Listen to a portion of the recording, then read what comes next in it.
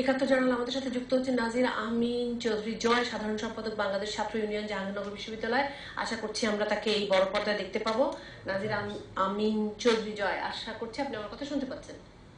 জি, আপনি যদি আমাদেরকে একটু ব্যাখ্যা করেন বিষয়টা, হঠাৎ করে কেন, দুটি বিষয়, একটি হলো যে আপনারা কেন এত উন্মত্ত হয়ে গেলেন, এবং দ্বিতীয় হচ্ছে যে শিক্ষকদের সাথে কোনো ধরনের আলোচনায় বসলেন না, উপাচার্যের বাসভবন ভাঙচুর করলেন, মহাসড়ক। এবং আমি সত্যি খুব বিনয়ের সাথে জানতে চাই যে কোনো একটি বিষয়ের আন্দোলন করতে গেলে মহাসড়কটি কেন অবরোধ করে দিতে হবে? সাধারণ মানুষ তো কোনো অন্যায় করেনি। আপনার সেই প্রশ্নের উত্তর নিশ্চয়ই দিব। তার আগে হচ্ছে উপাচার্যের কয়েকটা আলাপ, সেটা হচ্ছে আপনার জানাজার যে ব্যাপারটা তিনি বললেন যে পরিবারের সম্মতিতেই জানাজা হচ্ছে যে ক্যাম্পাসে হয়নি, সেই আলাপের একটু ঝামেলা আছে আর কি। যে আমরা যেটা জানি যেটা হচ্ছে ক্যাম্পাসের প্রশাসনিক আলাপ, কিন্তু ওই এনাফ মেডিকেল কলেজে যে শিক্ষার্থীদের সহপাঠী যারা হচ্ছে যে আপনার উপস্থিত ছিলেন, তাদের যে ভাষ্য সেটা হচ্ছে যে বিভাগের শিক্ষক পরিবারকে আসলে বুঝিয়েছেন যে ক্যাম্পাসে যদি এই মুহূর্তে লাশ নিয়ে যাওয়া হয়, সেই ক্ষেত্রে হচ্ছে যে ক্যাম্পাসে এক ধরনের অস্থিতিশীল পরিস্থিতি তৈরি হতে পারে এবং ক্যাম্পাসে প্রচন্ড গরম।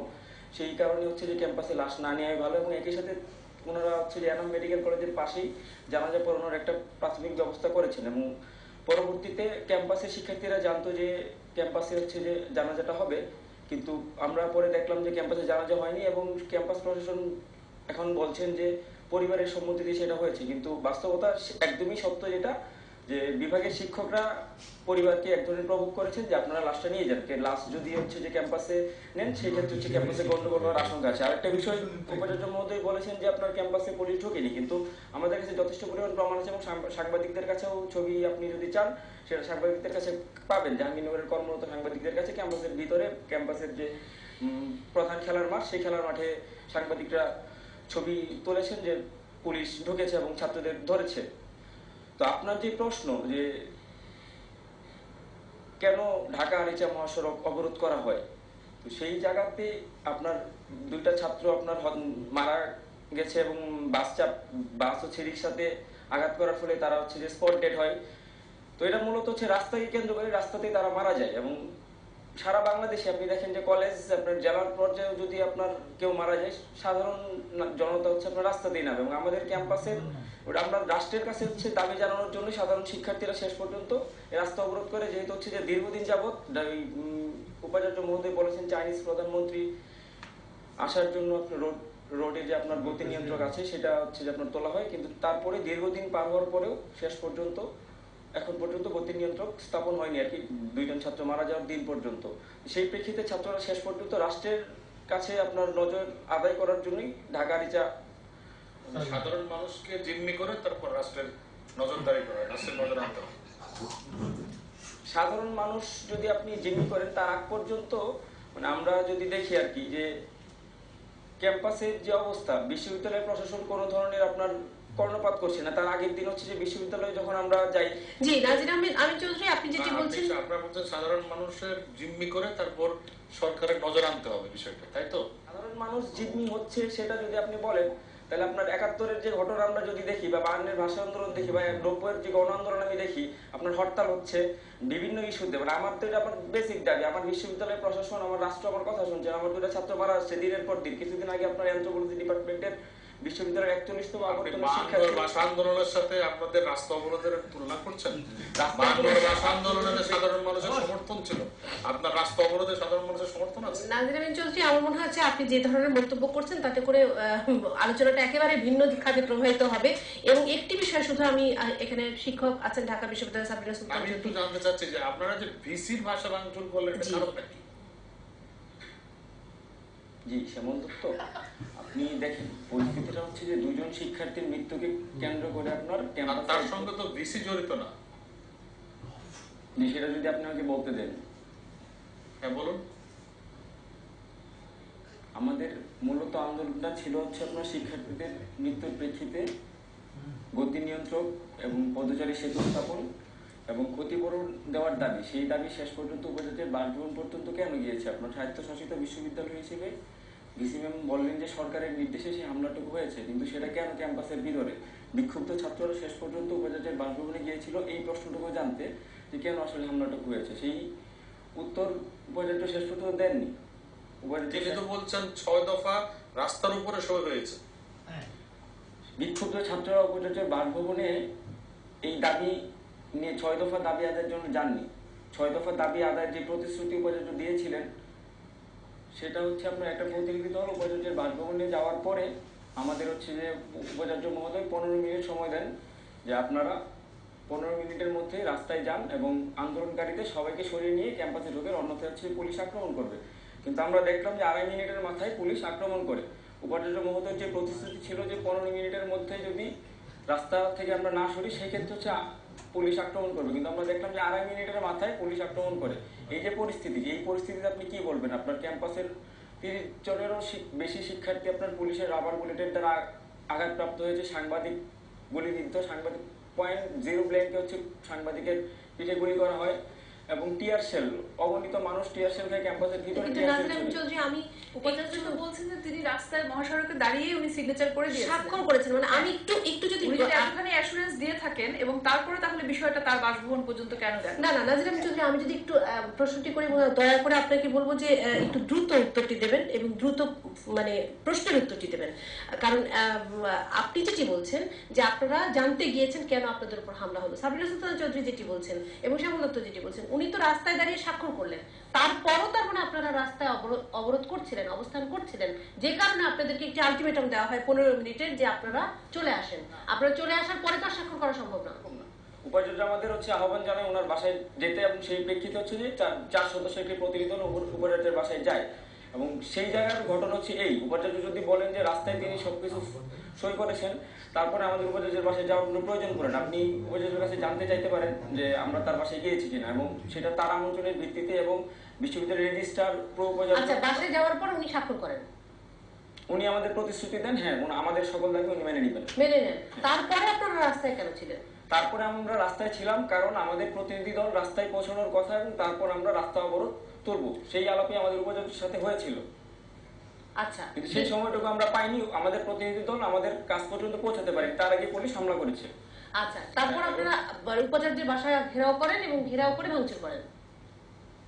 উপাচার্যের বাসা আমরা ঘেরাও করি এবং ভাঙচুর করি, তার মধ্যে যেটা হচ্ছে আপনার আমরা প্রথমত যারা আহত শিক্ষার্থী তাদের আমাদের মেডিকেল কলেজে পাঠানোর ব্যবস্থা করি এবং ভিসি ম্যামের যে আপনার বক্তব্য যে 200-250 শিক্ষার্থী 150 শিক্ষার্থীর মতো যায়, তারা আগে ওই জায়গায় পৌঁছায়। আমরা যারা হচ্ছে যে আপনার মূলত ওইখানে ছিলাম, যারা সিনিয়র ছিলেন, তারা আমরা এনাম মেডিকেলে পাঠানোর ব্যবস্থা করি। আমরা যাওয়ার পর ওই জায়গায় দেখতে পাই যে ততক্ষণে সংক্ষুব্ধ ছাত্ররা যারা হচ্ছে মূলত সারাদিন যাবতই প্রচন্ডভাবে ক্ষুব্ধ, 2 জন শিক্ষার্থী মারা গেছে যাওয়ার ফলে আপনার এই যে এই আন্দোলন হচ্ছে, গতি নিয়ন্ত্রক স্থাপনের কথা আপনার ঝুলছে, তো সেই প্রেক্ষিতে আপনার সাধারণ ছাত্ররা ইতিমধ্যেই প্রচন্ডভাবে ক্ষুব্ধ ছিল এবং তারা এর মধ্যে অনেক কিছু করছিল।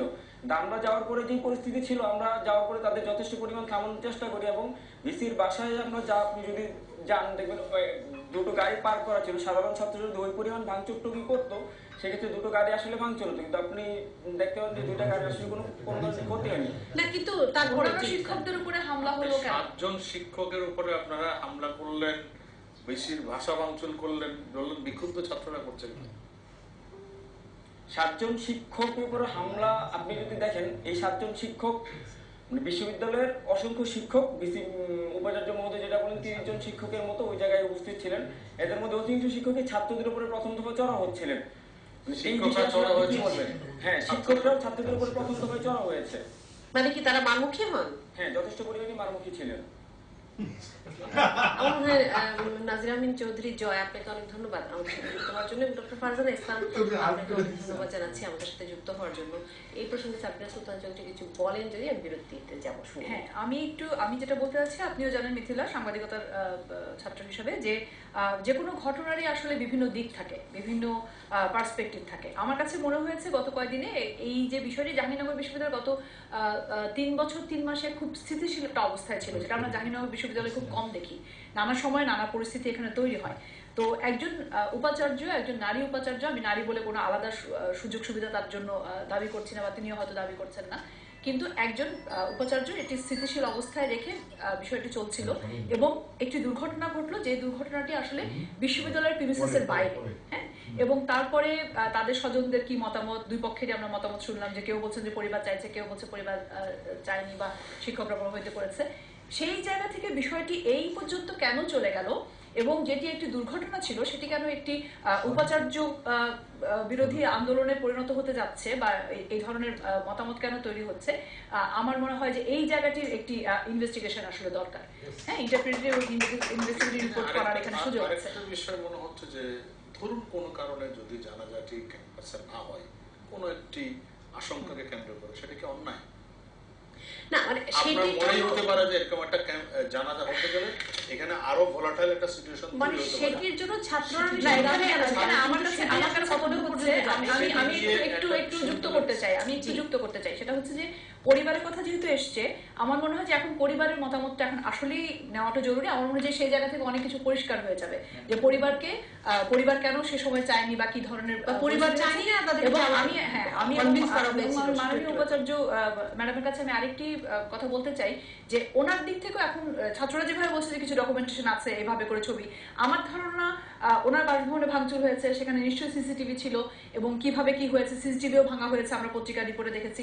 তারপরেও কিছু ডকুমেন্ট আমার ধারণা ওনার কাছে আছে এবং আমি অনুরোধ করব তাকে যে এটা মিডিয়াতে আসলে আসুক এবং তাহলে এটা জানা যাবে। আপনি আছেন আমাদের সাথে, সময় খুব কম, আমি সেই কারণেই আসলে বিরতিতে যেতে চাচ্ছিলাম, আপনি যদি একটু ছোট করে আমাদেরকে বলেন।